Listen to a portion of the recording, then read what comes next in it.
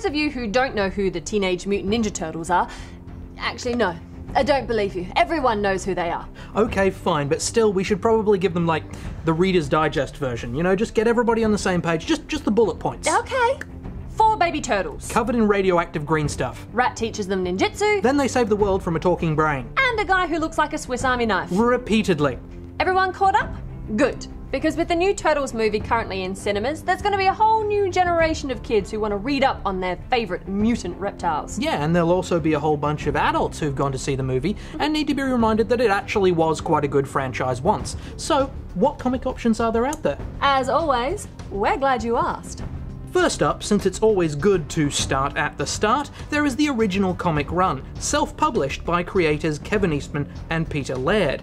Now, there have been colorized reprints released, but for me, it's best as it was originally viewed in gritty black and white. It does work well for the content, doesn't it? The original run from the mid-80s was a lot more violent than the stuff that followed, with the 4 turtles dishing out and receiving their fair share of lacerations. Which actually made a lot more sense to me. I mean, for years I watched the cartoon and not once did anyone get cut. No. Well, except for a whole bunch of robots. Yeah, which is a factor which is shared with our next entry.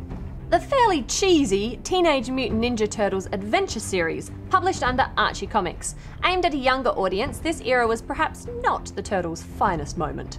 I don't know, I have some fond memories, not to mention a lot of back issues from this period. The colours were bright, the mutants were as plentiful as the puns, and Splinter, for some reason, looked like Goofy. It was a simpler time. Yes, well, as time has moved forward, the Turtles have been reimagined many times with varying levels of success.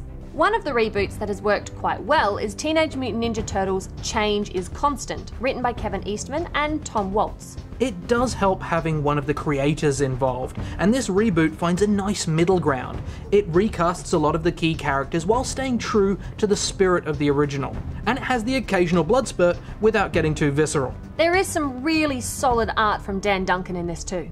I think this one is a really great jumping off point for anyone who wants a more modern Ninja Turtle story. Indeed, but with blood spurts in mind, do we have anything that's a bit more suitable for younger readers? As a matter of fact, we do.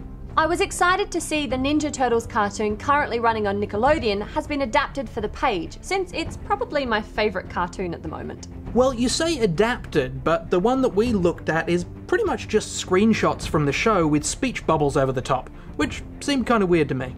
I didn't mind that. I mean, they're really cool stories whether they're on the screen or on the page, and I think it's a really great way to get kids watching the cartoons channeled into comics. Fair enough. Now, the last book that I wanted to mention takes a look at the unsung heroes of the TMNT universe in the micro-series Villains.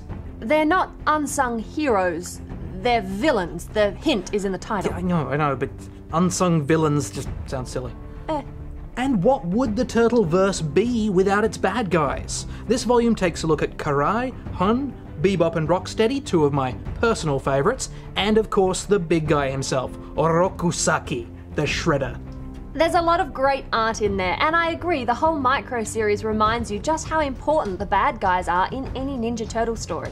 So there you go, after 30 years of pizza, skateboarding and kicking the shell out of people, the Ninja Turtles should actually be in their mid-40s by now, and they've had a lot of great adventures over that time for you to read. They have, but mid-40s Ninja Turtles doesn't have quite the same ring, does it? Heroes investing wisely. Eating salad. Wouldn't work. Now, we said earlier about everybody's favourite Ninja Turtles and what it says about them. Yes. Now, I said Donatello for you, was I right? Well, as a matter of fact, yes, you were. Oh, damn it. I like Donnie. He's always been my favourite. Ever since I, was a little kid, I always liked Donnie.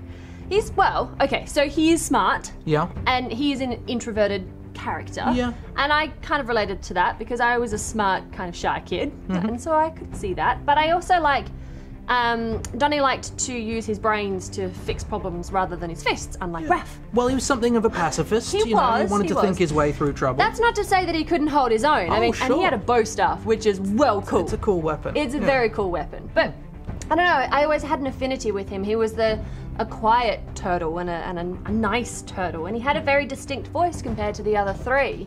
They all were very distinct, but Donnie's kind of really, connected with the little... I like purple too, that helps. And I like Donatello, you know, the actual artist. So that was all coming it's all together. working. And, you know, but I guess the most important thing to take away from this is that my theory was right. No, it's not. It's that Donnie is the best. And I was right. No, Donnie is the best. And I was right. Donnie is the best. I was right.